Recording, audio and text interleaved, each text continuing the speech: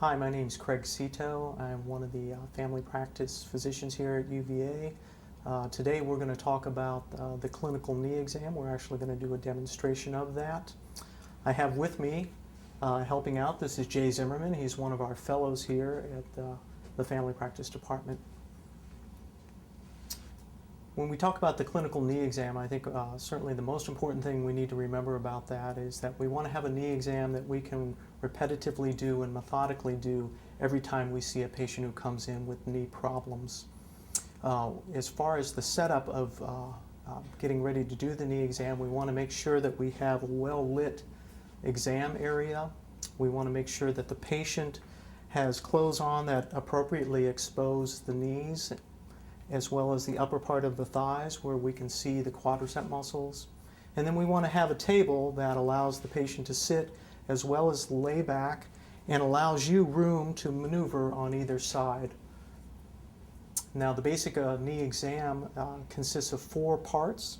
The first part is the inspection, second part is palpation, then your range of motion, and then we'll do ligamentous testing and some special tests after that. And we're going to break that up and take that one by one. The first part of the knee exam is going to be the inspection, and there's a lot of good information that we're looking for when we're inspecting the knees.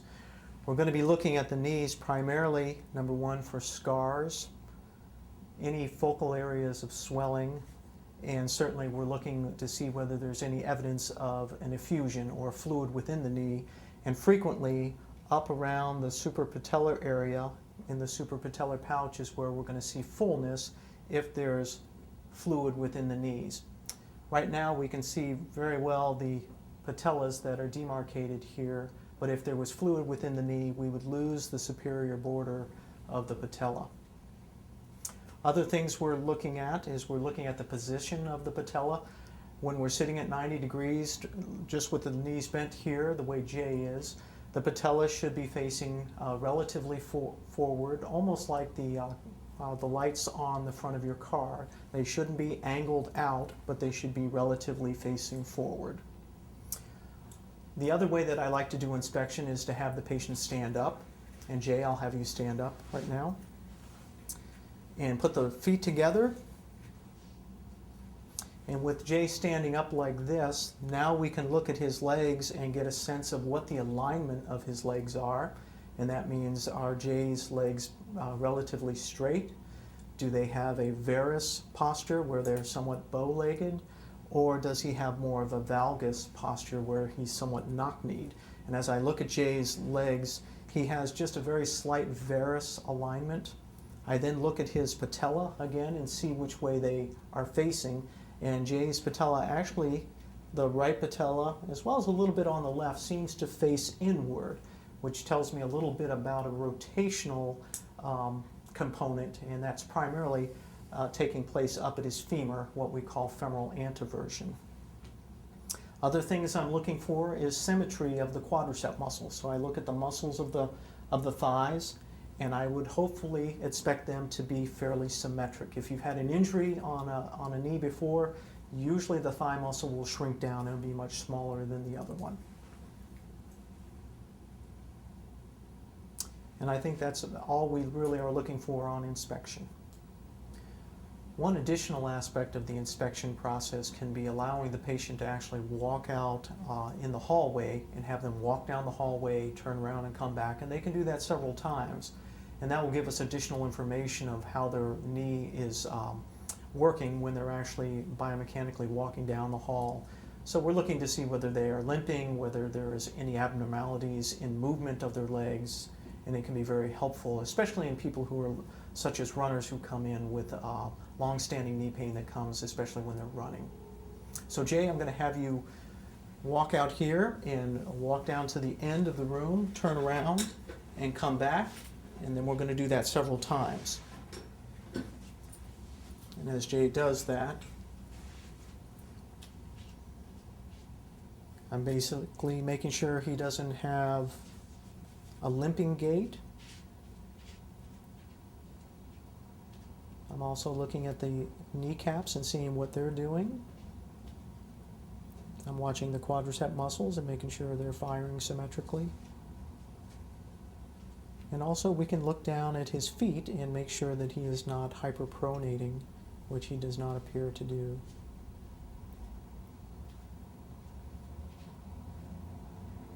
Okay, thank you, Jay, and you can have a seat back on the table. After the inspection portion of our exam, we then go into the portion of our exam which is called palpation. And this is a very important part of our exam because if we can palpate a structure and we know what that structure is, we can almost come up with a diagnosis of that.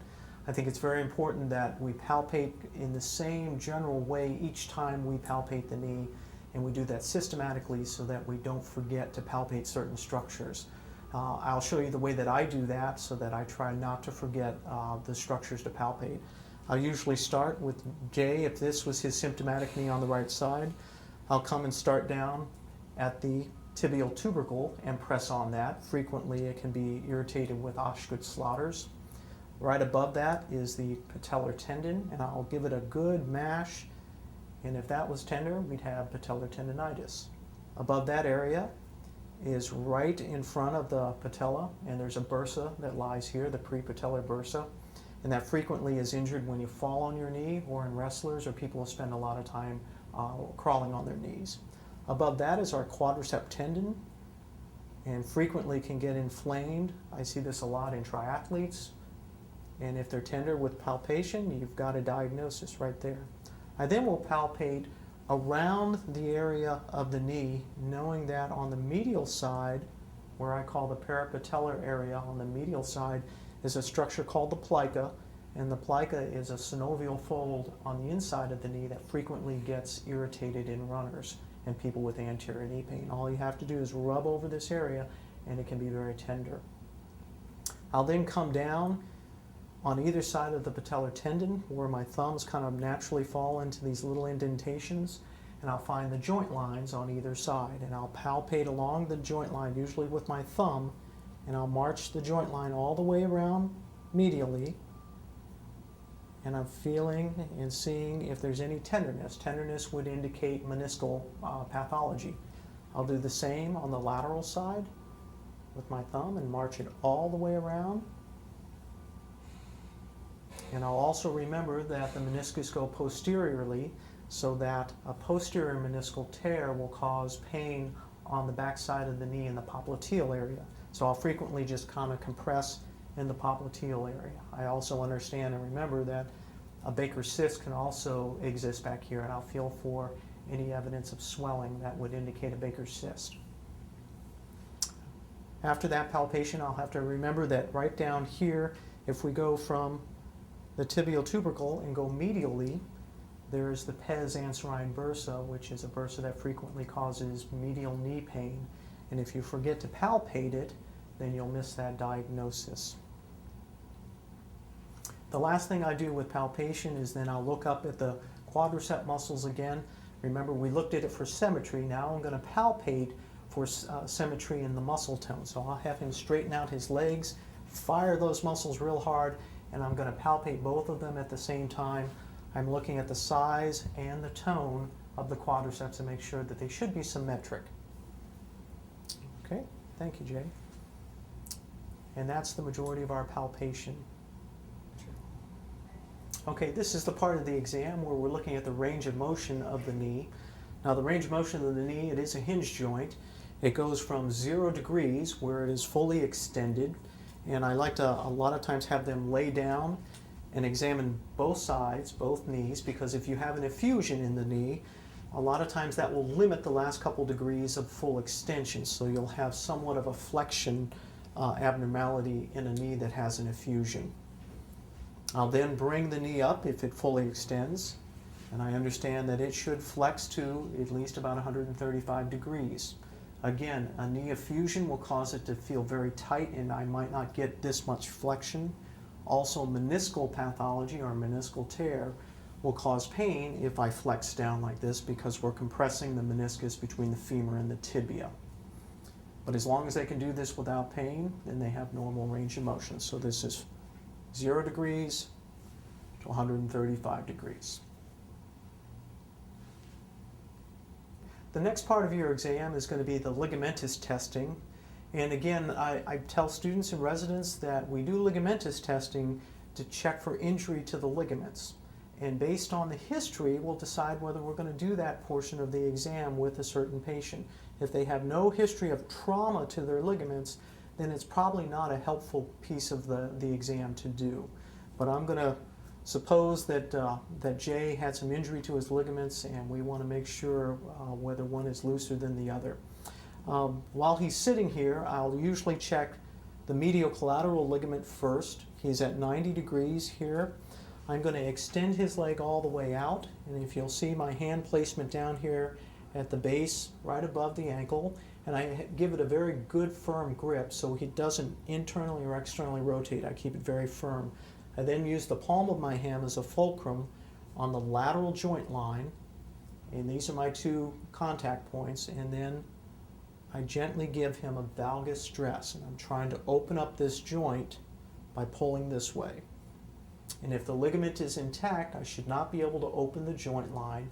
If you can open it, you should feel a good end point if the ligament is intact, but is just a little bit loose. People have different laxities of their ligaments, so if you feel like a ligament is loose on this side, then you need to compare it to the contralateral side, because if it's the same way on the other side, then that's a normal exam. So I'll come down, full extension, and then I'll also bring them down to about 30 degrees, and what that does is it makes the ACL and the PCL ligaments inside the knee relax. And then I'll re-stress him, and this time you'll get a little bit more movement, but you should still have a very firm end point.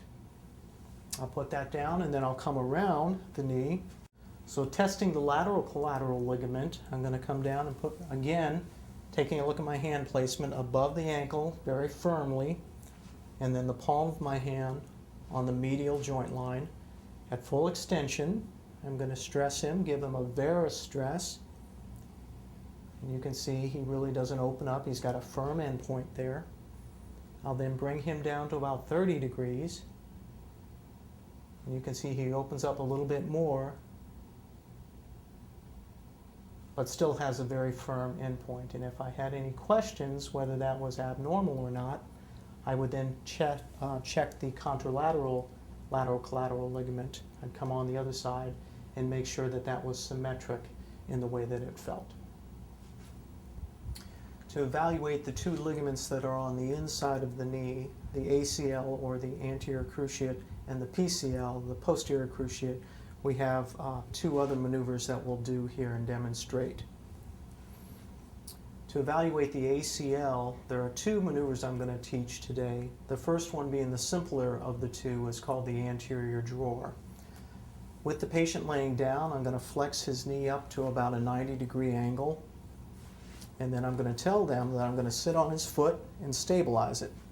Now, the ACL will prevent us from actually transisting or pulling his tibia forward. The ACL will hold the tibia stable and not allow me to transfer it forward.